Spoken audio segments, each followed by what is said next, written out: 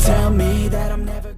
Halo semua, salam sejahtera Malaysia. Selamat datang ke channel Fels Lifestyle.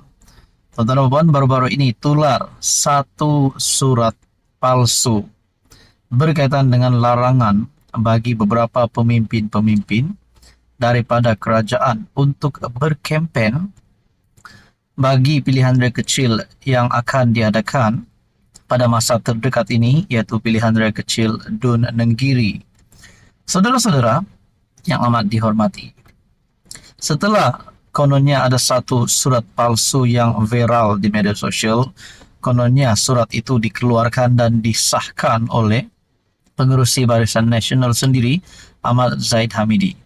Akhirnya, Timbalan Perdana Menteri yang juga Presiden UMNO itu telah menafikan ada mengeluarkan surat itu dan tidak ada perkongsian rasmi pun daripada kepimpinan Barisan Nasional berkaitan dengan larangan bagi beberapa pemimpin ini untuk berkempen pada PRK Nenggiri.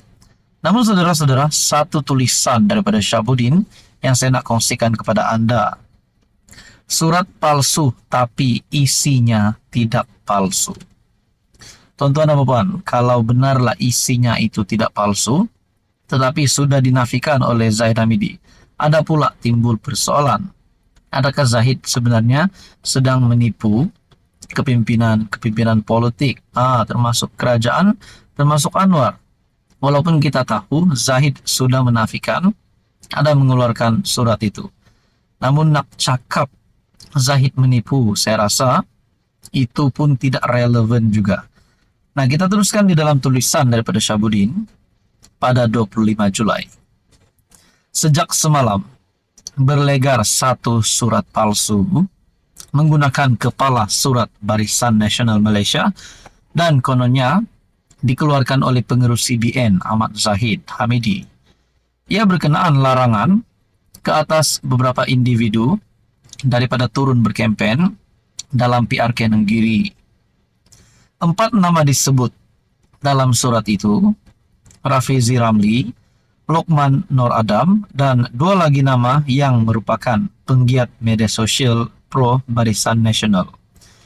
Dikatakan bahawa sebagai mengambil iktibar daripada kekalahan calon kerajaan perpaduan dalam PRK Sungai Bakap, maka sebab itu larangan telah diambil ke atas 4 penama tersebut daripada datang berkempen dalam PRK Nenggiri nanti. Berkaitan dengan ini, Tengku Razali ataupun Ku Li juga sudah membuat kenyataan bahawa tidak mahu DAP turun kempen di PRK Nenggiri nanti kerana tidak ada kelebihannya, kerana parti DAP adalah berpaksikan Cina dan PRK Nenggiri pula 100% Melayu. Jadi menurut Kuli hanya buang masa. Di dalam tulisan Syabuddin Husin, sekali lagi ditegaskan surat tersebut adalah palsu dan ia tidak pernah dikeluarkan, sama ada oleh BN maupun Zahid. Tetapi meskipun palsu menurut Syabuddin, kandungan surat tersebut tidak semestinya tiada kebenaran. Berkaitan dengan tulisan Syabuddin ini, rasa-rasanya ada relevannya juga. Jadi apa komen anda tuan-tuan dan puan? Anda boleh lihat melalui Syabuddin Husin ataupun syabuddin.com. Sekian saja, teruskan bersama di dalam channel ini. Halo semua, salam sejahtera Malaysia. Tuan-tuan dan puan, terima kasih kerana bersama di dalam channel ini. Baru-baru ini kita dikejutkan dengan satu berita. Kononnya ada kerjasama PAS dan UMNO. Bahkan pengakuan daripada kedua-dua kepimpinan parti itu pun sudah ada. PAS sebelum ini, pemimpin PAS ada membuat kenyataan. Kononnya ada perbincangan kerjasama bersama dengan pemimpin utama UMNO. Namun persoalannya siapa pemimpin utama itu? Dan menurut Zahid pula sebagai Presiden UMNO, kalaupun ada perbincangan itu tidak rasmi menurut Zahid Hamidi. Bahkan Zahid juga sebelum ini telah menegaskan bahawa tidak akan bekerja sama dengan PAS sekiranya presidennya masih Abdul Hadi Awang. Nah, yang terkini, saudara-saudara, setelah ada perkara ini timbul, yaitu kerjasama PAS dan UMNO, apa yang bakal dilakukan oleh Anwar sebagai pengurus CPH dan Perdana Menteri, dan apa yang dilakukan ataupun tindakan yang diambil oleh kerajaan. Rupanya Anwar tidak mengeluarkan kenyataan berkaitan dengan ini. Mungkin ada, tetapi sudah pasti kenyataan itu, kalau ada pun, bukannya untuk memecah belahkan PH dan UMNO ataupun Barisan Nasional. Jadi saudara-saudara yang amat dihormati, berkaitan dengan ini, pemimpin Pakatan Harapan tak risau anggap perbincangan UMNO PAS hanya propaganda. Mungkin juga kita teringat berkaitan dengan kenyataan daripada anak Najib, Muhammad Nizar.